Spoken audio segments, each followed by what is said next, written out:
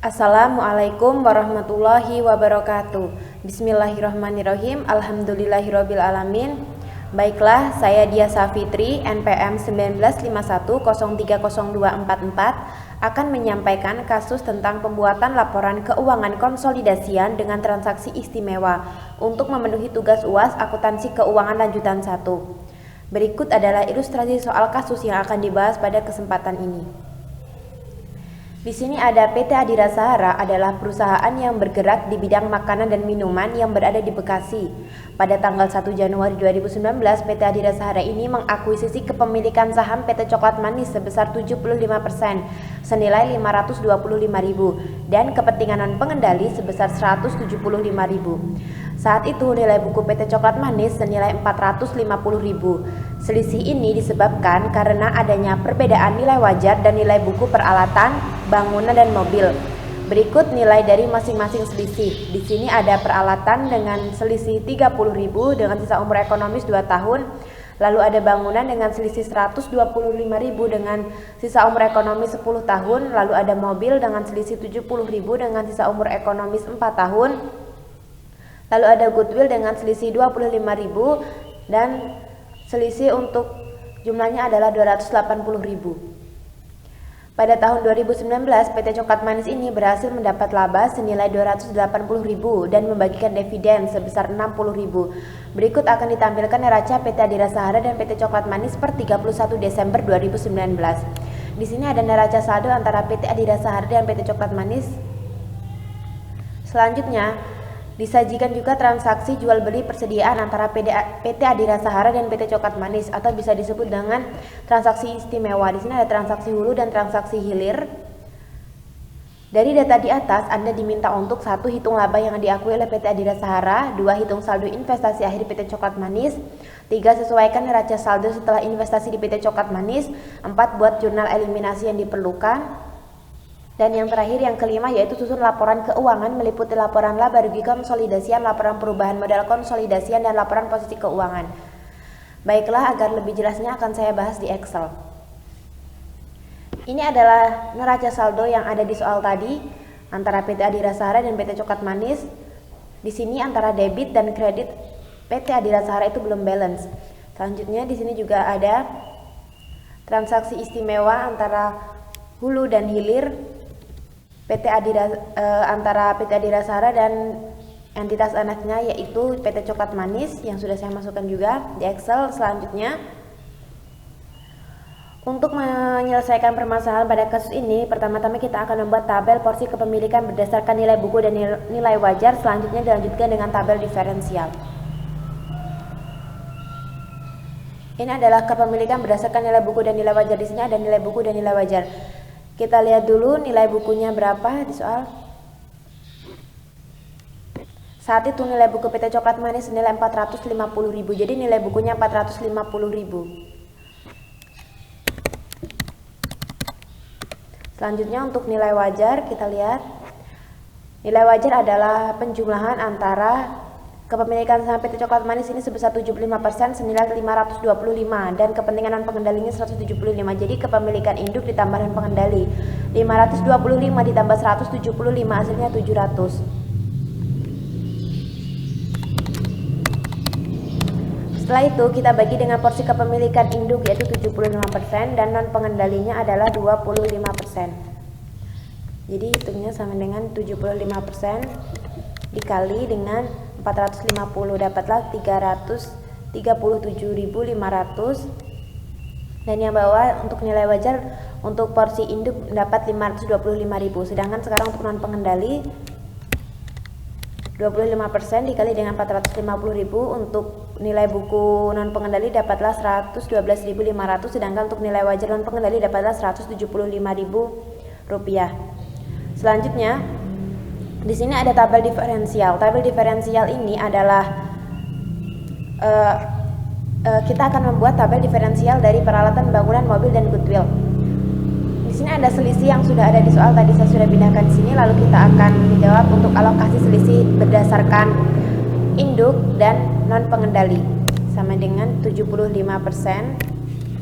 dikali dengan selisih peralatan yaitu 30.000, dapatlah 22.500. Kita tarik sampai goodwill.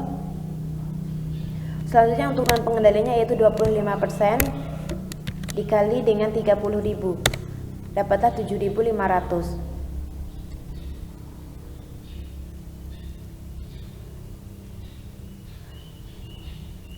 Sekarang kita akan mencari amortisasi selisih. Amortisasi selisih ini adalah pembagian antara selisih dibagi dengan sisa umur. Jadi 30.000. Jadi di sini sama dengan 30.000 dibagi dengan sisa umurnya 2 tahun. Untuk amortisasi peralatan dapat 15.000. Sekarang kita bangunan. Untuk bangunan itu adalah 12.500, sedangkan untuk mobil mendapat 17.500. Setelah itu dari amortisasi selisih ini kita bagi lagi menjadi kepemilikan untuk induk 75% dan non pengendali. Ini sama dengan 75% dikali dengan 15.000, dapatlah 11.250. Untuk non pengendali sama 25% dikali dengan 15.000, dapatlah 3.750. Setelah ini sampai selesai, kita akan mencari lagi selisih. Selisih ini totalnya adalah 250. 250 ini kita akan bagi dengan porsi kepemilikan 75% dan 25%. Jadi 250 dikali dengan 75% dapatlah 187.500. Yang di sini 250 dikali dengan 25% dapatlah 62.500. Kita jumlahkan dulu di sini.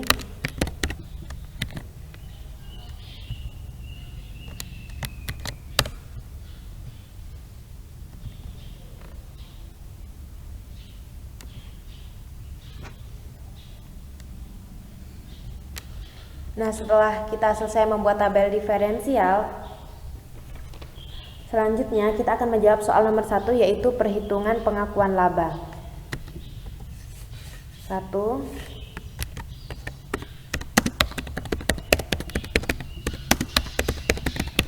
Perhitungan pengakuan laba.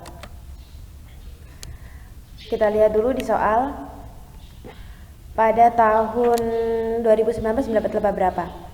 Nah, pada tahun 2019 PT Coklat Manis berhasil mendapat laba senilai 280. Jadi laba yang dapat laba 280.000. Selanjutnya di sini kita akan membagi juga untuk porsi induk sebesar 75% dan non pengendali sebesar 25%.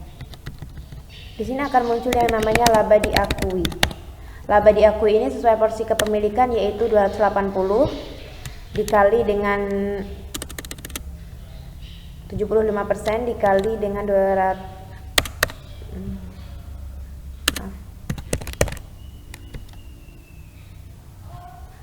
75% dikali dengan 280 dapatlah 210, sedangkan yang ini 25% dikali dengan 280 dapatlah 70.000.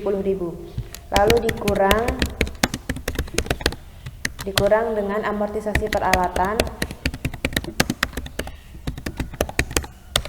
Selanjutnya amortisasi bangunan, lalu amortisasi mobil. Lalu ada, karena kita transaksi istimewa, jadi akan dikurang juga dengan hulu persediaan. Dan yang terakhir adalah hilir persediaan. Untuk nilai amortisasi peralatan bangunan dan mobil ini kita ambil dari sini ya, dari tabel amortisasi yang sudah kita cari tadi. Sesuai kepemilikan 75%. Kita copy.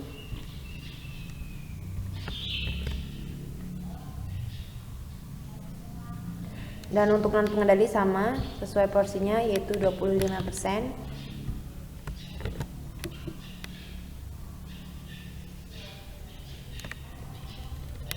Nah, selanjutnya untuk hulu persediaan ini didapat dari ini.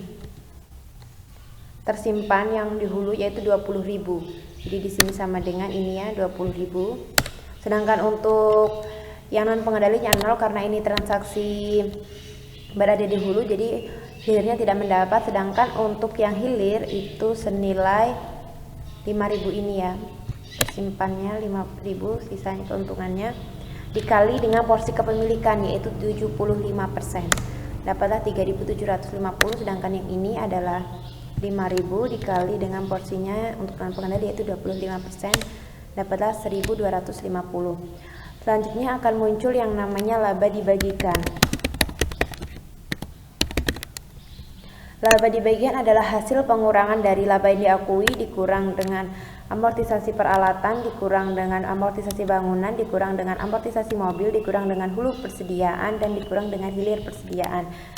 Dapatlah 152.500 untuk induknya.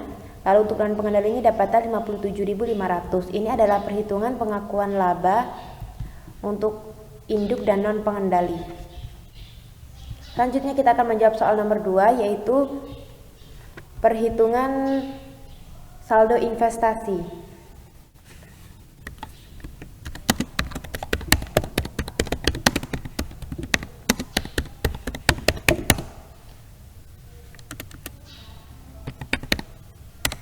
Perhitungan saldo investasi kita lihat lagi di soal. Dan ini dia membagikan dividen ya sebesar 60.000. Jadi dividennya itu 60.000. Nah, dividen ini kan akan mengurangi nilai investasi. Jadi saat ini induk itu akan mencatat dividen itu kasnya bertambah dan saldo investasinya berkurang, yaitu di kredit, yaitu investasi PT Anak. Nah, nilainya itu sesuai porsi kepemilikan induk ya, jadi 60.000 dikali dengan 75%, dapatlah 45.000. Ini adalah jumlah untuk pencatatan dividen. Selanjutnya kita akan menghitung juga saldo investasi untuk induk dan entitas anak non pengendalinya. Di sini kita tulis dulu induk sebesar 75% dan di sini non pengendali sebesar 25%. Di sini akan muncul nama saldo investasi. Saldo investasi ini terdiri dari saldo awal. Saldo awal ini sesuai di soal lagi kita lihat. Saldo awal investasi ini ya, coklat manis sebesar PT Adhirasara itu 525, sedangkan untuk kepentingan pengendalinya ya 175. Kita pindahkan di sini 525.000 untuk induknya dan untuk non pengendalinya adalah 175.000. Lalu ada bagian laba. Bagian laba adalah ini untuk induk 150.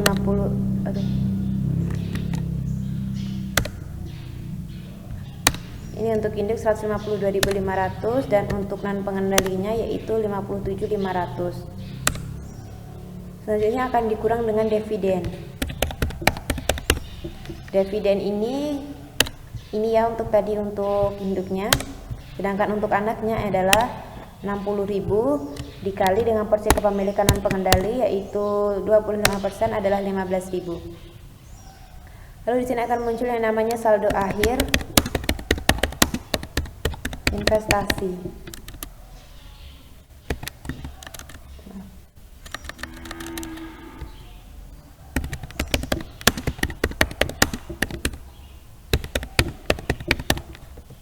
Saldo akhir investasi adalah penjumlahan antara saldo awal ditambah dengan bagian laba lalu dikurang dengan dividen, karena dividen ini mengurangi investasi, dapatlah 632.500.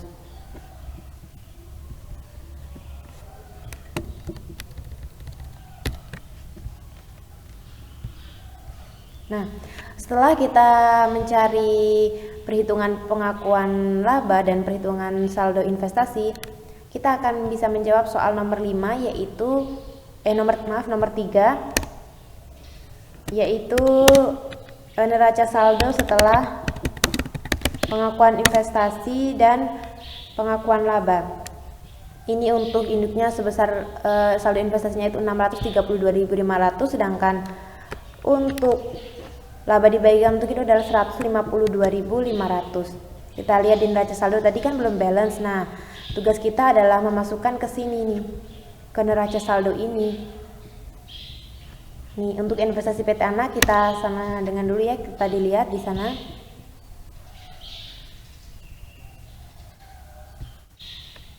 Ini kita lihat dulu investasi PT Anak.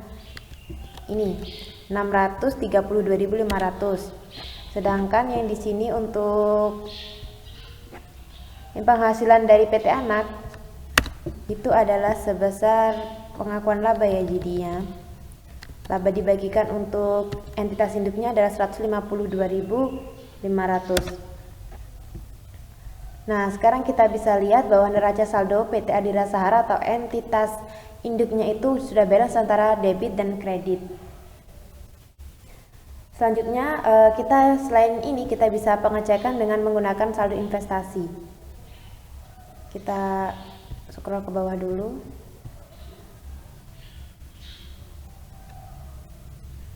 Di sini akan muncul yang namanya saldo. Kita coba cek ya. Kita saldo investasi. Saldo investasi ini berasal dari sini ya. Untuk induknya sama ini induk, kita tulis dulu. Nah.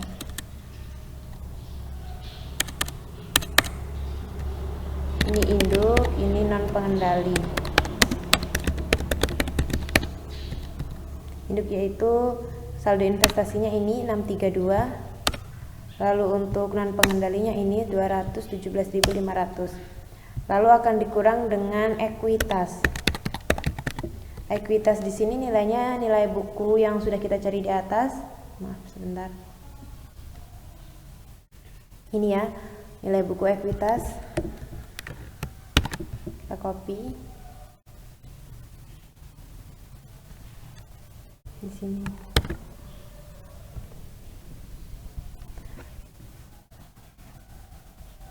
Lalu kita kurangkan, jadi sama dengan 632 dikurang dengan ekuitasnya dapatlah 295.000.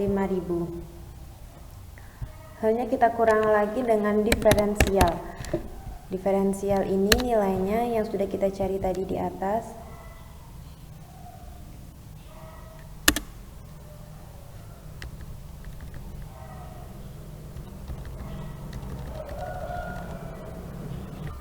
Ini adalah nilai dari diferensialnya. Kita copy. Kita scroll ke bawah lagi.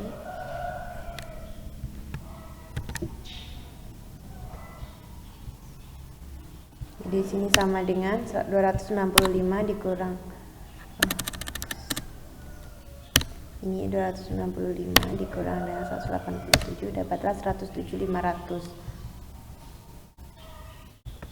Lalu akan dikurang dengan laba. Labanya kita lihat lagi di atas. Ini 152.500 dan 57.500. Kita copy lagi.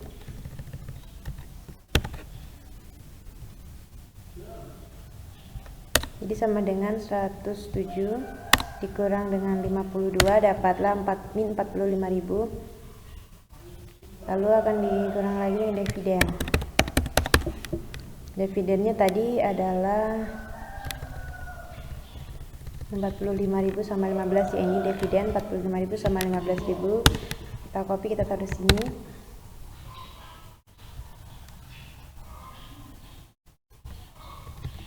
Lalu di sini akan hasilnya 0. Kenapa 0? Karena di sini sebentar general aja. Karena investasi itu akan menyerap aset dan kewajiban berdasarkan nilai wajar. Selanjutnya setelah itu kita akan menjawab soal nomor 4 yaitu jurnal eliminasi yang dibutuhkan. 4. Jurnal eliminasi.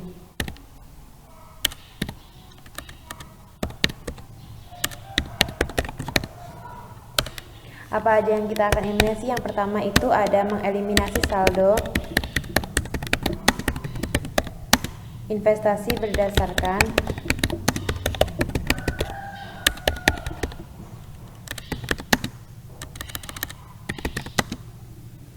nilai buku ekuitas. Apa aja yang kita eliminasi? Yang di debitnya ada saldo saham biasa, lalu ada agio saham, dan saldo laba. Sedangkan kreditnya kita akan pada investasi PT Anak dan kepentingan non pengendali. Berapa nilai saham biasa, agio saham, dan saldo laba kita lihat di neraca yang sudah balance tadi.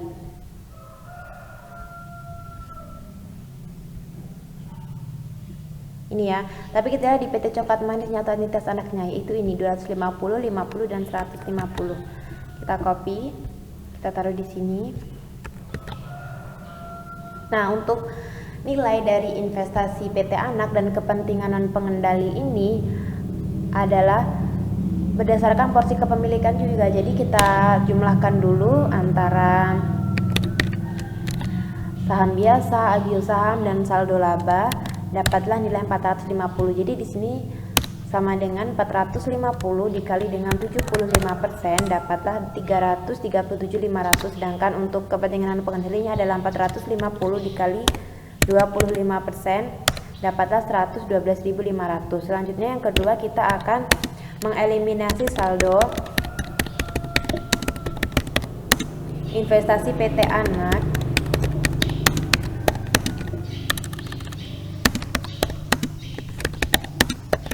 terhadap efek penyesuaian diferensial.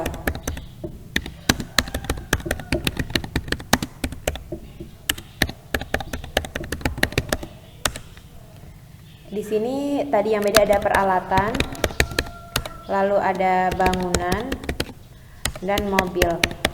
Kreditnya itu sama investasi PT Anak dan kepentingan non pengendali. Untuk nilai peralatan bangunan dan mobil kita lihat lagi di tabel diferensial ini. Ini ya nilainya 30, 125 serta oh ya kita tambah goodwill yang tadi yang beda. Sorry. Saya turunkan satu. Di sini ada goodwill tertinggal, maaf. Jadi ini kita copy.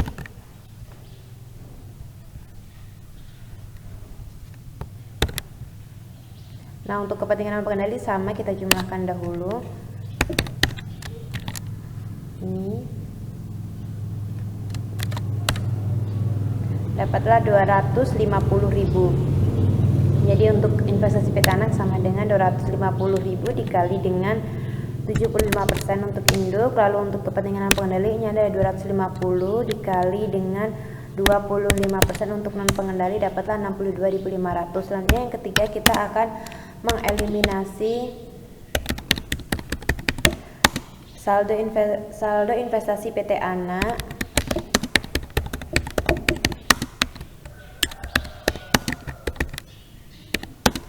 terhadap laba yang dibagikan.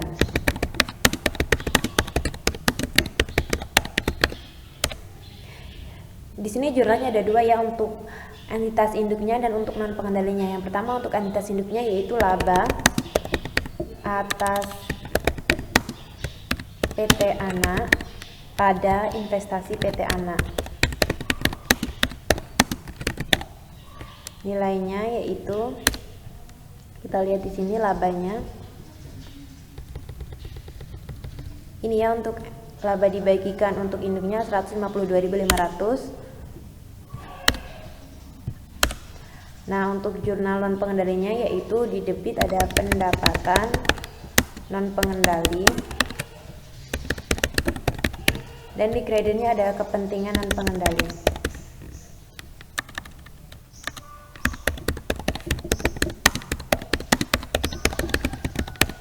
Nilainya berapa kita lihat lagi di jurnal tadi, di pengakuan laba ada 57.500. Selanjutnya, yang keempat yaitu mengeliminasi saldo.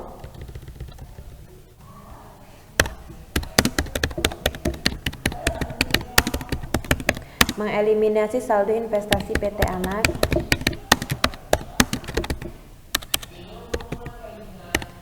Anak terhadap dividen. Ini juga 2 untuk induk dan untuk non pengendali. Untuk induknya ada investasi PT Anak pada dividen. Nilainya adalah, kita lihat di perhitungan investasi dividen untuk induk adalah 45.000. Selanjutnya jurnal yang kedua yaitu untuk kepentingan non pengendali pada dividen juga. Nilainya kita lihat di situ 2. Ini ya, dividen untuk non pengendali 15.000. Di sini juga 15.000. Selanjutnya jurnal yang ini D.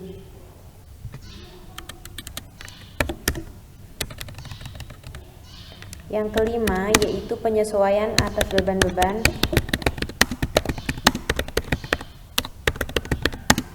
akibat diferensial. Di sini ada tadi yang beda beban-bebannya itu beban, amortisasi, peralatan, lalu ada beban, amortisasi, bangunan, dan ada beban, amortisasi, mobil.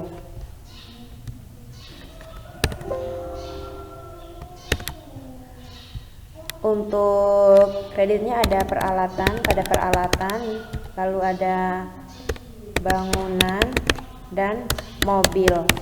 Nah, untuk masing-masing nilai ini kita dapat dari tabel diferensial tadi. Ini ya. Nih, untuk amortisasi 15.000, 12.000 dan 17.500 kita copy. Kita paste di sini.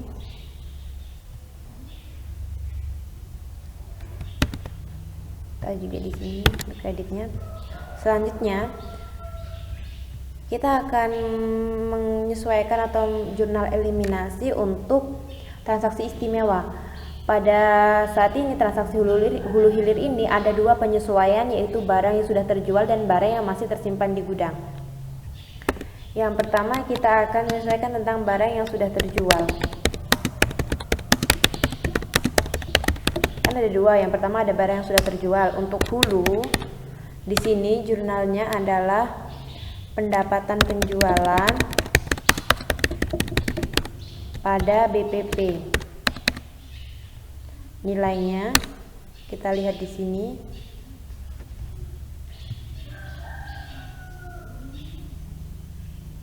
Hulu ya, udah realisasi pendapatan 100.000. Di sini juga. Lalu untuk jurnal hilir kita taruh di sini. Ini kita copy, sama saja jurnalnya, cuman nilainya yang berbeda.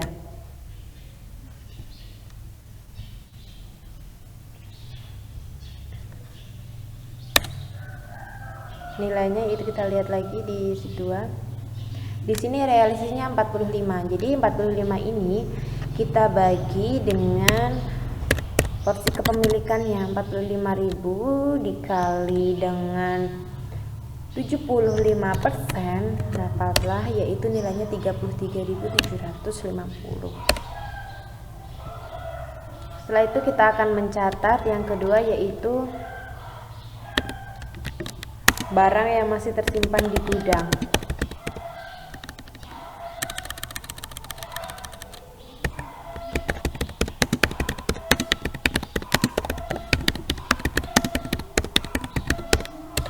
Kita kita akan mencatat untuk hulu, itu ada di debitnya pendapatan pada BPP dan persediaan. Nilainya kita lihat lagi. Ini kan yang masih tersimpan, ini tersimpan untuk pendapatan yaitu 50.000, BPP-nya 30.000 dan persediaannya atau kontongnya itu ada 20.000. Jadi kita langsung tulis aja yaitu 50.000. Di sininya adalah 30.000 tadi dan 20.000. Nah, untuk jurnal hilirnya itu sama ya akunnya. Di sini untuk hilir.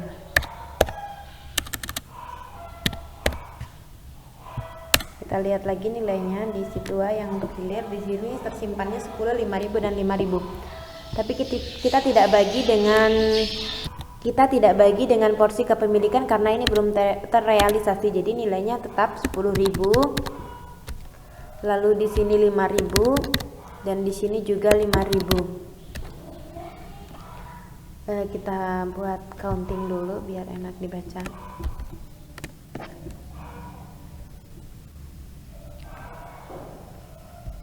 Nah, setelah kita membuat jurnal eliminasi ini sudah selesai semua kan, selanjutnya kita akan membuat kertas kerja konsolidasi. Ini adalah contoh kertas kerja konsolidasian. Bisa kalian lihat, teman-teman lihat di sini. Kertas kerja ini, nilai-nilai ini didapat dari semuanya PT Adira Sahara. Ini adalah neraca saldo PT Adira Sahara yang sudah kita masukkan di sini. Investasi entitas anak dan pendapat penghasilan dari entitas anak ini kita sudah masukin, sehingga di bawahnya itu atau totalnya itu antara debit dan kredit akan balance. Selanjutnya untuk PT Coklat Manisnya sama di sini. Di sini kita lihat di bawah ya sudah balance antara debit dan kreditnya. Sedangkan untuk jurnal eliminasi ini adalah nilai-nilai yang sudah kita cari tadi kita masukkan ke jurnal eliminasi ini atau kertas kerja konsolidasi pada jurnal eliminasi. Misal kita lihat dulu di jurnal eliminasi. Di sini ada saham biasa, geosaham dan saldo laba di debit sebesar 250, 50.000 dan 150.000. Kita lihat di kertas kerja konsolidasi bagian jurnal eliminasi. Di sini ada saham biasa. Kita lihat di sini nih ada 250, 50.000 dan 150.000. Ini didapat dari sana tadi. Jadi yang debit kita masukkan ke debit dan yang kredit kita masukkan ke kredit. Selanjutnya misal lagi nih, di sini ada peralatan bangunan mobil Goodwill. Di sini ada di debit semua 30, 125.000 dan 70.000, 25.000. Kita lihat di sini peralatan bangunan mobil di sini 30.000, 125.000 dan 70.000. Goodwillnya di mana? Goodwillnya ada di bawah ya. Nih, Goodwill 25.000. Nah, setelah semuanya kita masukkan, kita akan dapat nih balance antara jurnal eliminasi di debit dan di kredit. Selanjutnya setelah kita membuat jurnal eliminasi, kita akan membuat kertas kerja konsolidasian. Di sini bagian konsolidasi. Di sini adalah nilai-nilai. Di sini kenapa 0? Karena investasi itu akan menyerap aset dan kewajiban berdasarkan nilai wajar. Jadi di sini investasi entitas anak ya. Investasi entitas anak itu nilainya akan 0 atau habis. Ini adalah konsolidasi ini tuh hasilnya ya. Jadi 882 ini adalah penjumlahan antara ini PT Adira Sahara 500.000 ditambah 382.000 dapatlah di debit aset lancarnya yaitu 882. Di sini di kredit ini adalah investasi entitas anak karena saldo normalnya itu di kredit yaitu 632.000 dikurang dengan 632.000 jadi hasilnya 0. Selanjutnya di sini juga sama peralatan bangunan, jadi kita jumlahkan semuanya. Di sini ada peralatan 250 ditambah 78.000 ditambah 30.000 dikurang 15.000, hasilnya di debit di konsolidasi adalah 343.000 rupiah. Di konsolidasi di sini juga sudah balance antara debit dan kreditnya. Setelah itu, setelah balance kita akan balance antara semuanya ini. Lalu kita bisa lanjut ke nomor 5 yaitu pembuatan laporan keuangan konsolidasian. yang terdiri dari laporan laba rugi konsolidasian, laporan perubahan modal konsolidasian, dan laporan posisi keuangan konsolidasian. Ini adalah contoh-contoh dari ketiga laporan ini. Yang pertama saya akan jelaskan dari mana saja nilai ini. Di sini pendapatan ini udah 2.796.250. Ini pendapatan BPP ini berasal dari kertas kerja konsolidasi ya. Kita lihat di sini. Ini pendapatannya 2.796.000 dan ini 171 ini adalah beban pokok penjualannya atau BPP. Selanjutnya, laba kotor ini didapat dari pengurangan hasil dari pendapatan dan BPP. Dapatlah laba kotor. Selanjutnya dikurang lagi dengan beban penyusutan dan beban amortisasi. Ini juga didapat dari jurnal eliminasi. Kita lihat lagi jurnal eliminasi, yaitu ini 70.000 untuk beban penyusutannya, sedangkan beban amortisasi ini adalah penjumlahan dari ini ya, beban amortisasi peralatan, beban amortisasi bangunan, beban amortisasi mobil, dan beban amortisasi itu sendiri. Jadi kita jumlah dapatlah 87.000. Lalu kita jumlahkan dari laba kotor, kita dikurangi beban penyusutan dan beban amortisasi, dapatlah laba bersih konsolidasian.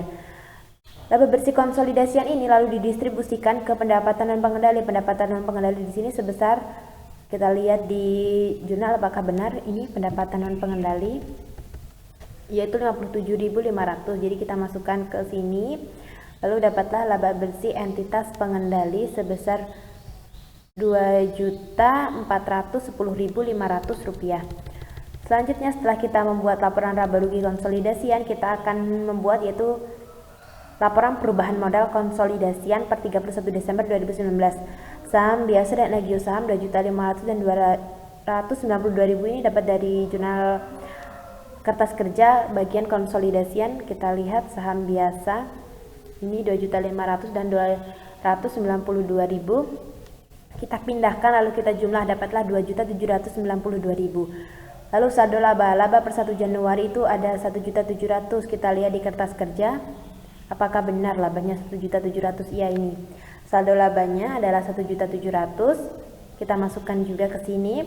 Lalu ada laba konsolidasi. Laba konsolidasi 2.410.500 ini didapat dari laporan laba rugi ini ya.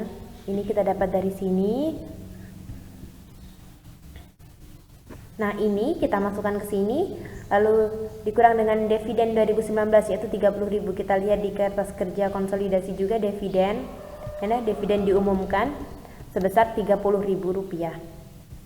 Kita masukkan, lalu kita dapatlah saldo laba per 31 Desember 2019. Ini adalah penjumlahan antara laba per 1 Januari 2019 ditambah laba konsolidasi dan dikurang dengan dividen.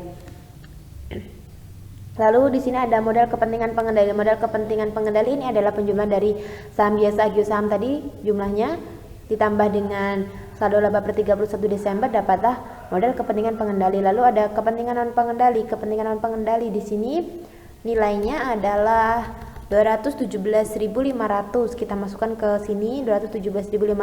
Lalu dapatlah total modal konsolidasi sebesar Rp7.090.000. Setelah kita laporan perubahan modal, kita akan membuat laporan posisi keuangan. Di sini ada PT Adira Sahara dan entitas anak, laporan posisi keuangan konsolidasian per 31 Desember 2019. Di sini ada aset lancar. Aset lancarnya ada aset lancar itu sendiri tadi 882.000 ya nilainya, dan persediaannya adalah 25. Kita lihat. Ini 882 untuk aset lancar dan 25.000 dikredit untuk persediaan.